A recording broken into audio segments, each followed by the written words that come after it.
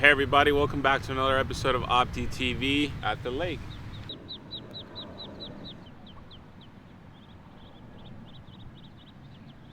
It's amazing to see people like today's guests and what they do with the sport.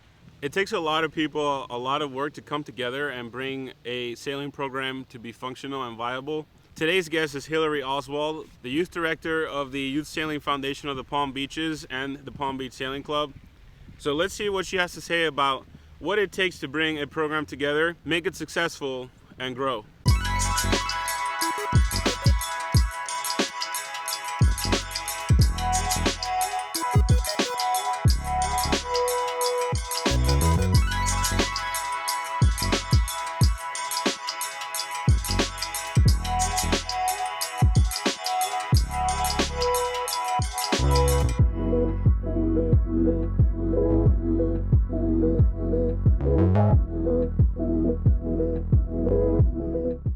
So we're here with Hillary Oswald, member of the board at Youth Sailing Foundation of the Palm Beaches. Hillary, thanks for coming on and chatting with me for a little while about your experiences in the Opti game. My first question to you is, how are you doing? I'm doing well. We're starting to run some private lessons, so that's good with the quarantine going on. But other than that, we're doing all right. We're trying to, get back to normal like everyone else. I know that there's a lot of people out there, myself included, waiting for that moment.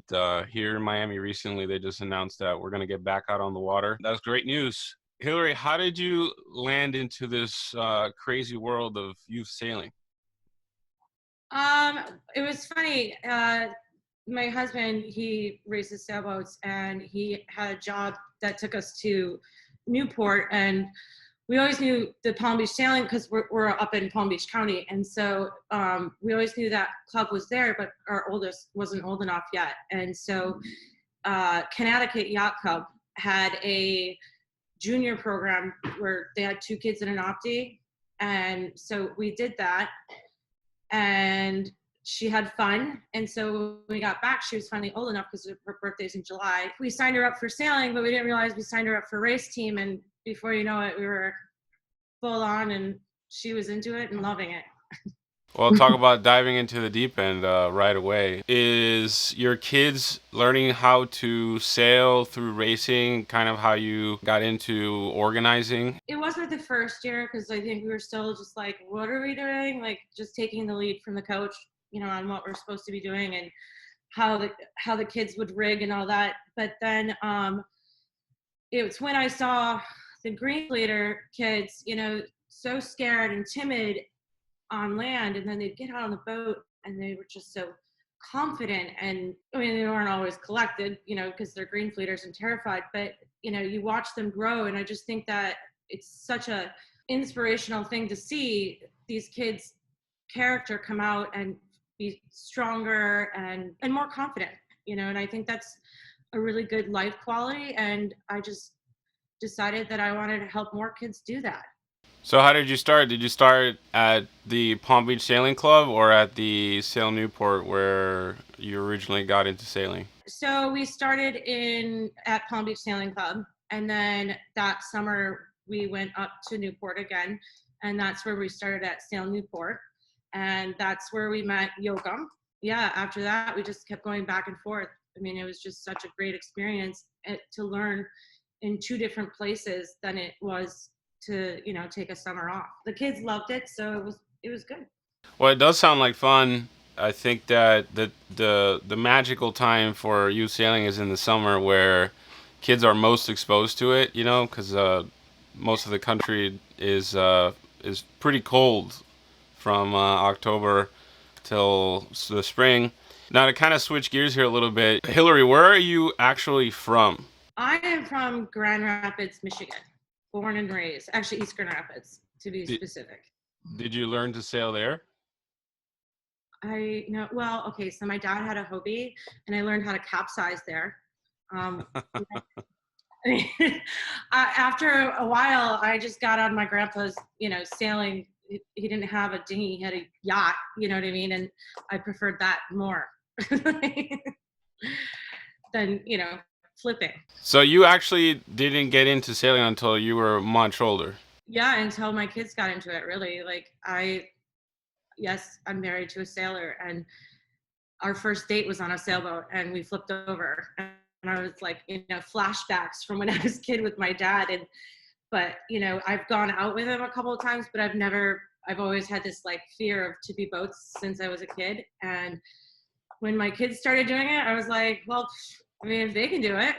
So I now sail with my girlfriends on like FJs. And I think it goes to show that sailing has a little something for everybody at any age. It's not limited to how early you start. no, not at all. I know plenty of Olympic sailors that didn't start until they were like teenage, 18, 19. Now that's interesting that you got into it through your kids, and now you're able to enjoy the sport in many different kind of facets. For you, what is the biggest appeal of sailing? I think the biggest appeal is watching my kids happy, enjoying themselves, and feeling very confident. I mean, I think the appeal is that they're their own captain. They get to drive their own boat. They're in control. They spend most of their day being told what to do. And when they're on their boat, they make the decisions. And I think that's attractive to me, because I think kids should learn how to make choices on their own without being told all the time what to do, and responsible ones and safe ones. So.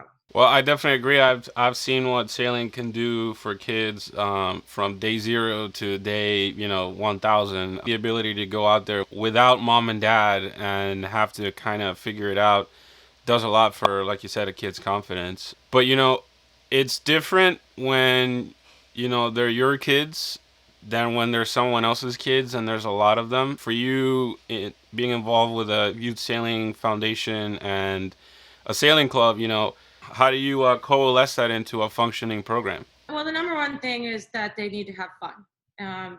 We have a program currently that the foundation just started for kids who are on the spectrum and all of that, and it's a lot of sensory things for them. And so our number one goal for that is to make sure they're having fun. So it's just baby steps. And when you have to have a network of people that are also with the same goal, so they want to come back and they want to keep learning. And I think the most important thing is that everyone's on the same page. This is supposed to be fun and organized fun, but still fun. And I think structure, kids respond well to structure. So as long as you have a program, have X, Y, and Z that you're going to do, I think you're happy. I think it just does itself very well. I think you're right. I think that settling in on the foundation of that they need to have fun first, because sailing is fun. It's not a case that we need to make it more fun, is that inherently it's fun, and our job is to facilitate that in a safe manner. What does a typical day look like for a board member at a sailing club or a sailing foundation?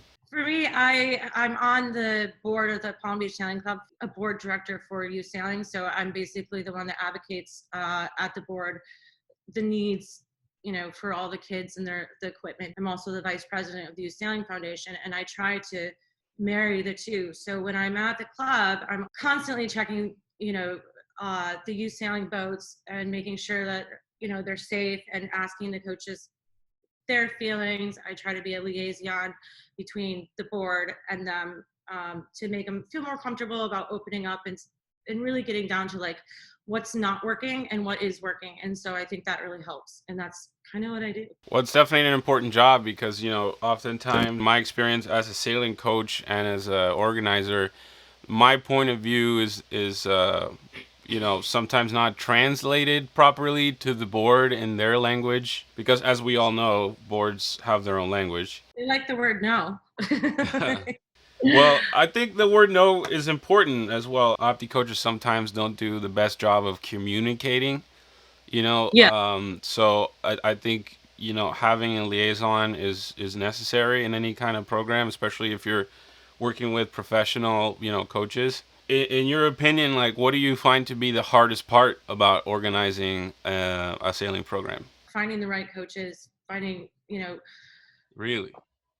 I think so, because it's, the hardest thing that I've experienced is finding the right coach, because, coaches have to speak a certain language to the children. If they're not communicating properly, you're just going to keep running circles around each other. And you have to find that coach that can communicate to a child like this and a child like that and a child like that. He's kind of well versed, and sometimes they're hard to find. I guess the other thing I would say is just the logistics of traveling from to regattas. I do a lot of towing is what I'm getting at, and so it's hard to find a lot of parents, especially when they're new to sailing, to get them to understand that it's a family. We have to contribute, and that's also sometimes difficult to reiterate and get them on board to do.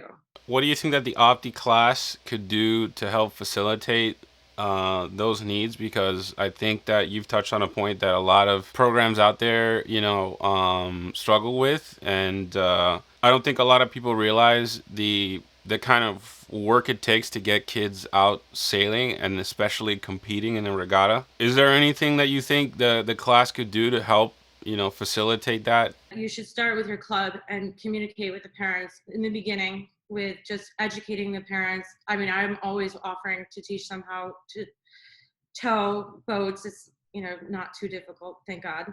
And I just think that's important. And as far as coaches, it's just, I wish there were more out there. I would wish that, there's ongoing classifications for like level 1, for instance, to get more variety and hopefully find a gem, that you can keep with for a long time at your club. I mean, I think that would help.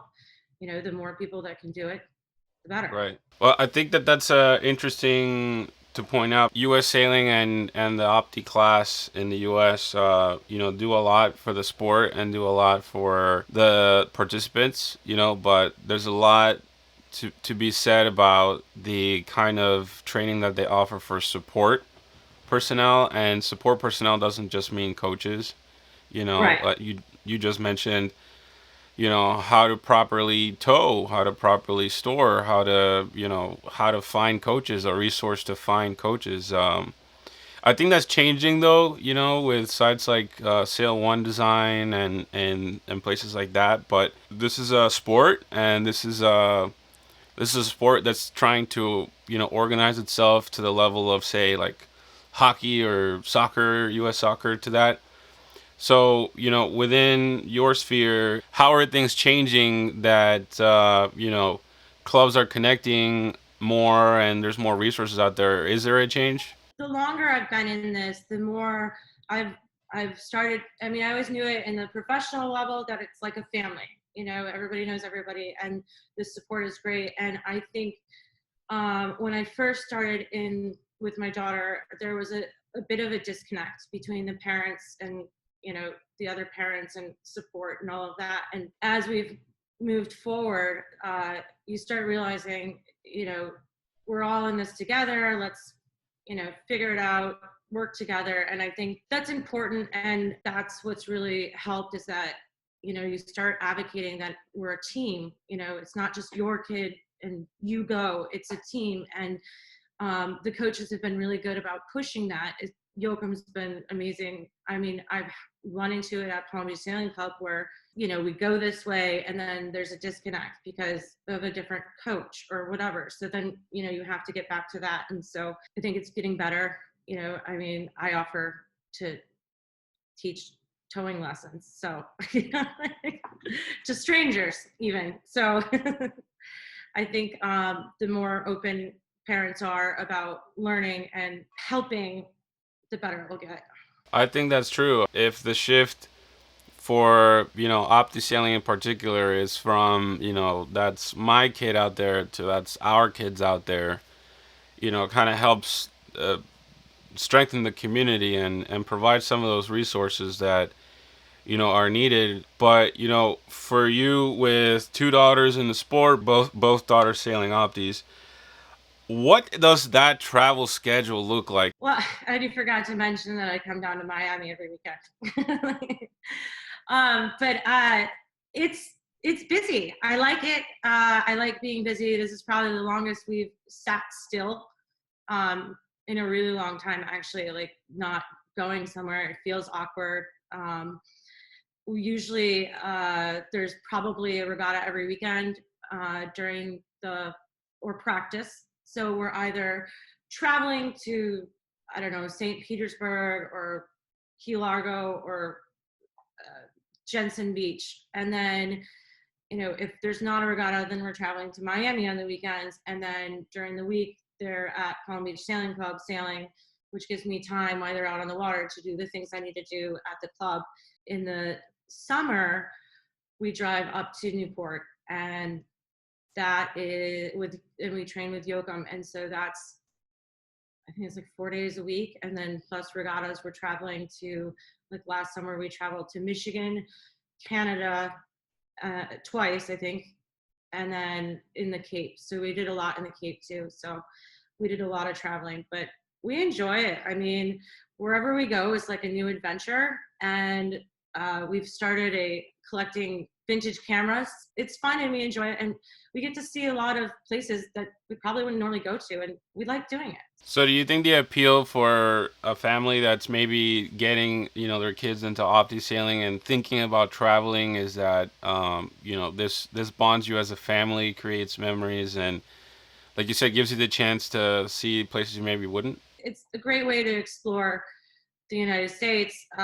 If your kid goes on, you get to explore Europe and all of those different places. And I think as far as the children, like culturally, like for instance, my daughter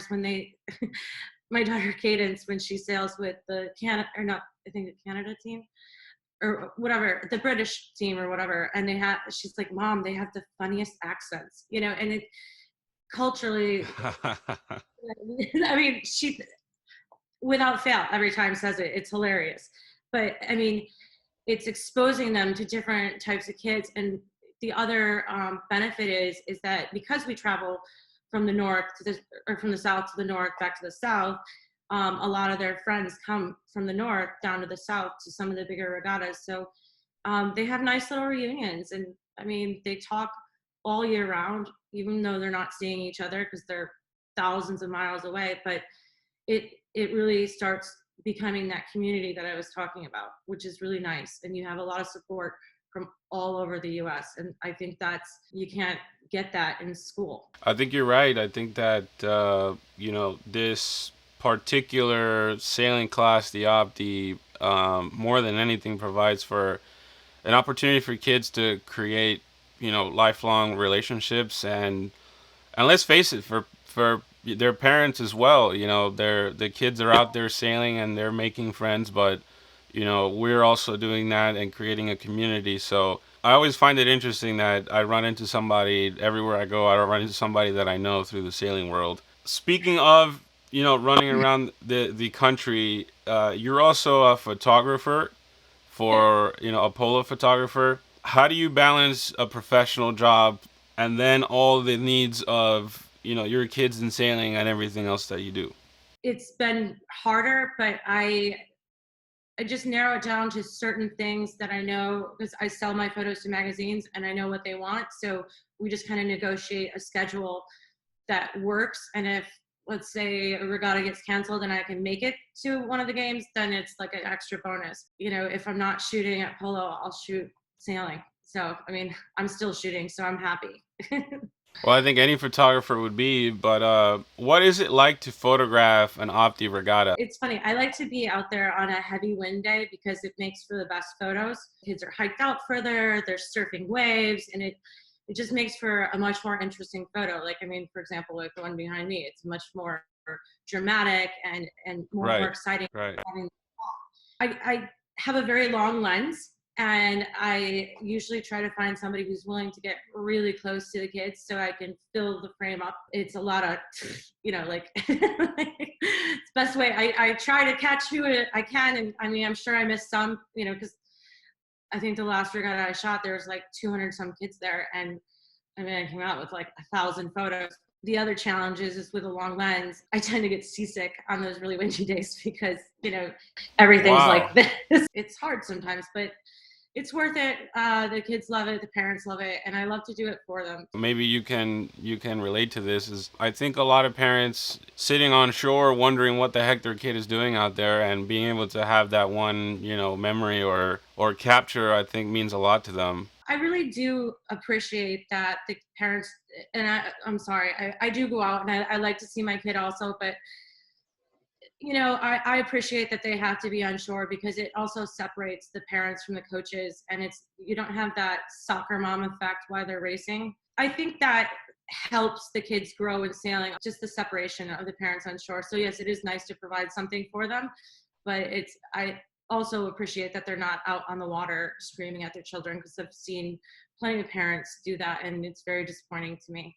And I think that's an effect that's happening with youth sports at large. I don't think that that's only found in sailing, but that's for another conversation. With all of this experience through these different angles, in Opti sailing, how do you see the class evolving? Do you think the class has changed at all in the few years that you've been involved in it? When I first started, I had to have Yoakum sit down with me and explain how the whole process went once Kedia decided that she wanted to be much more competitive than just going out there and having fun. She was like, Mom, I need to get stronger. I need to train more. I need, all of these things. And she was like, how do I get from A to B? And I didn't know the answer. So I had to ask Yoakum. Yoakum was also the one who introduced us into the ODP2, because I'm not, like, we're still learning as we're going. I mean, I know I run into other parents that just know what, that ODP2 has started, and I had no idea. But I think with that, my daughters had a chance to train with them a few times, and other kids who normally wouldn't have that opportunity, I think is very big. And I think that's better than just saying, well, I'm sorry, here's your cutoff. If you don't make it, tough luck. And I think that really discourages children to stop sailing altogether. So I think it's better with the ODP2 and how they're growing. And I think it's going to be better in the long run. And, again, just focusing on making it fun. It's not the end all. It makes me, sad when I ask kids at regattas and I say, hey, what's your goals? And they're like, to make nationals. That's really sad because there's so much. You ask my daughter, she'll tell you she wants to sail on an M32 like yesterday. She's got her helmet, she's good to go. But I think that ODB2 and the coaches have really been encouraging that there's more out there than just the Opti. It's not the end all. I think that's important, and I think that's going to help grow sailing as a whole. Talking about what comes after, right? How do you strike a balance between, that fun and that competition that kind of ups the atmosphere a little bit? Well, I think the most important thing, like I had said before, is that my kids drive the bus for what they want to do in sailing and how far they want to go. I mean, if they want to quit tomorrow, I mean, it'd be horrible, but let's do it. What are we doing next? You know what I mean? And so I think it's important to not put pressure on your children, because they already put enough pressure on themselves, especially when they decide they want to be competitive. I think it's the most important thing not to put pressure on them, because they're already worried about what their coach is doing, how they're going to do this and how they're going to do that. And I've seen it so many times. And I think if you make it more fun and you become their cheerleader instead of like another person telling them what to do, making that fun, and it's not always serious. But when competition comes, I'm more like a checklist. So you have everything you need. You're confident, and and then I say, do well, sail hard, sail fast, have fun. I always end with have fun, because that's always the most important to me. And I just send them off with their coaches because they know what they're doing. And I think that's an excellent point. The Opti class is about the fundamentals, and that doesn't just mean sailing technique. It also means all the discipline that comes around the sport. Because to do well in the sport, you have to be disciplined. You have to be understanding of yourself. At this age, I think it's important that those lessons, are learned through that class. So now that things are starting to reopen in Florida, what are Palm Beach Sailing Club and the Foundation's plans? As far as Palm Beach Sailing Club, the plan is to go forward with summer camp, cap it so they keep up with the social distancing.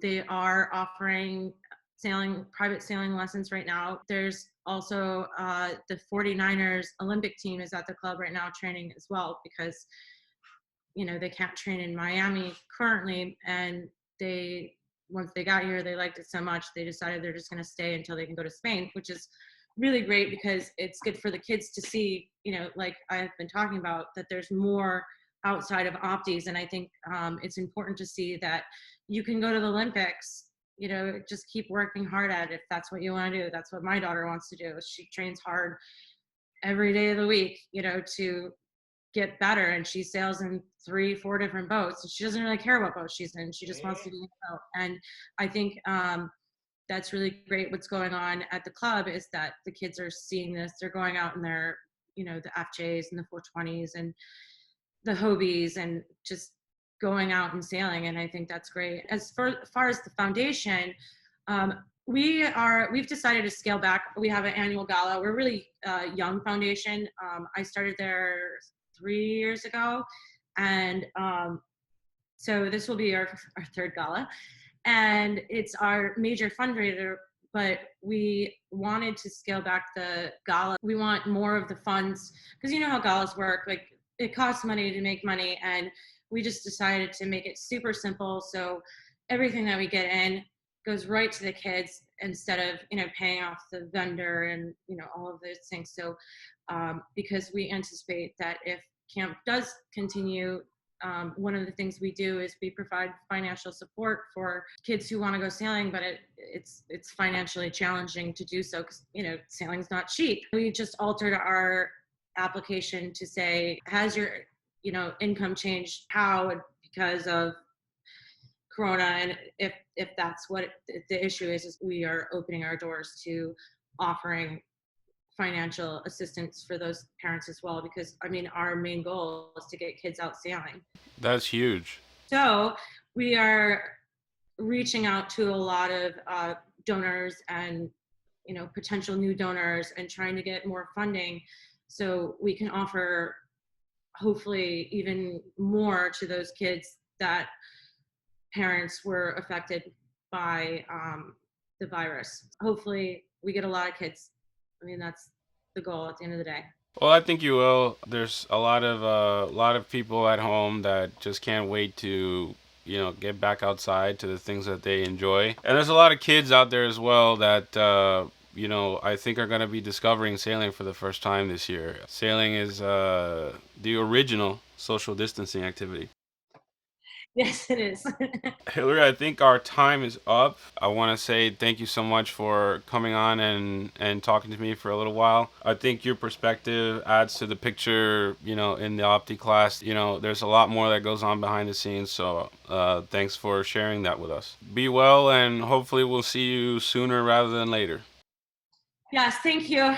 Bye.